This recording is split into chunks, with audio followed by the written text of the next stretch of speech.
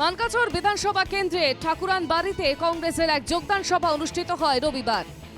সভায় মানকাচর জেলা এআইইউডিএফ এর সাধারণ সম্পাদক সহ দলে ৩০০-রও বেশি পরিবার আনুষ্ঠানিকভাবে কংগ্রেসে যোগ দেন। যোগদান সভায় উপস্থিত ছিলেন কংগ্রেসের সংখ্যালঘু মোর্চার সভাপতি মহিবুল রহমান বাপ্পি।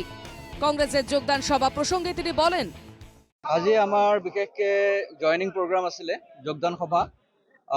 প্রধান উদ্যোক্তা আমার নাজমুল ডাঙৰীয়া, তেখেত এআইডিএফৰ ডিষ্ট্ৰিক্টৰ জেনেৰেল ছেক্ৰেটাৰী এডমিনিষ্ট্ৰেশ্যন আছিলে। তেওঁৰ লগতে মোটামুটি ৩০০ পৰিয়ালে যোগদান কৰিলে। তো গতিকে আমি ক'ব পাৰি যে মোটামুটি 1000 মানুহমান যোগদান কৰিলে। এদিনে যোগদান অনুষ্ঠানের পর দলের ভবিষ্যৎ সম্পর্কে দারুণ আশাবাদী কংগ্রেস সংখ্যালঘু মোর্চার সভাপতি। তিনি বলেন, ৰাইজৰ হৈ আমি মাত মাতিব লাগিব আৰু সেইটো হ'ল আজিৰ দিনৰ ৰাজনীতিৰ প্ৰধান উপায় ছাকচেছফুল হোৱাৰ।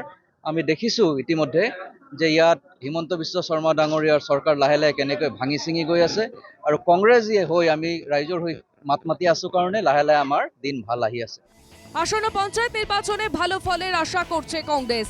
সেই সঙ্গে আগামী বিধানসভা নির্বাচনেও মানকাচরে জয়ের আশা কংগ্রেসের। আমাৰ লক্ষ্য হ'ল যে ইয়াতে অহা দিনত পঞ্চায়তত 100% ছাকচেছফুল হোৱা, আৰু তাৰপিছত 2026-ৰ যিটো ইলেকশ্যন আছে তাত যাতে আমি বিনা প্ৰতিদ্বন্দ্বিতা বুলি ক'ব লাগিব, বিনা প্ৰতিদ্বন্দ্বিতাতে যাতে আমি ইয়াতে জয়লাভ কৰিব পাৰোঁ। এদিন কংগ্রেসের যোগদান অনুষ্ঠানে নবাগতদের মধ্যে উৎসাহ ছিল দেখার মতো। কংগ্রেসের যোগদান দিলেন মানকাচর জেলা এআইইউডিএফ এর প্রশাসনিক সাধারণ সম্পাদক নাজমুল হক। কংগ্রেসের যোগ দেওয়ার প্ৰসঙ্গে তিনি বলেন, সকলো মানুহৰ এটা নৈতিক দায়িত্ব আৰু কৰ্তব্য আহি গৈছে যে আমি সকলোৱে মিলি এটা সাম্প্ৰদায়িক শক্তি উৎখাত কৰিব লাগিব, আৰু এই সাম্প্ৰদায়িক শক্তিক যদি আমি উৎখাত কৰিবলৈ যাওঁ তেনেহ'লে এটা বেনাৰত আমি আহিব লাগিব। সেইটো বেনাৰ কোন বা সেই মানুহজন কোন? আজি মানুহে এইটো আজি সংখ্যালঘু অঞ্চলবিলাকত আপোনালোকে চাব আজি ৰাহুল গান্ধীৰ প্ৰতি কিমান বিশ্বাস, কিমান আস্থা প্ৰকাশ কৰিছে। আজি ঠিক তেনেকুৱাকৈ আজি ভাৰতবৰ্ষৰ প্ৰতিজন মানুহে যিবোৰ মানুহ ধৰ্ম নিৰপেক্ষ মানুহ হয় সেইবিলাক মানুহ ৰাহুল গান্ধীৰ প্ৰতি আস্থা প্ৰকাশ কৰিছে। ময়ো সেই ধৰ্ম নিৰপেক্ষ মানুহবিলাকৰ ভিতৰত ময়ো এজন মানুহ হয়। কংগ্রেসে এই যোগদানের ঘটনা অত্যন্ত তাৎপর্যপূর্ণ, কারণ নিম্ন অসমের রাজনৈতিক সমীকরণে পরিবর্তনের সূচনা হয়ে উঠতে পারে এই ঘটনা।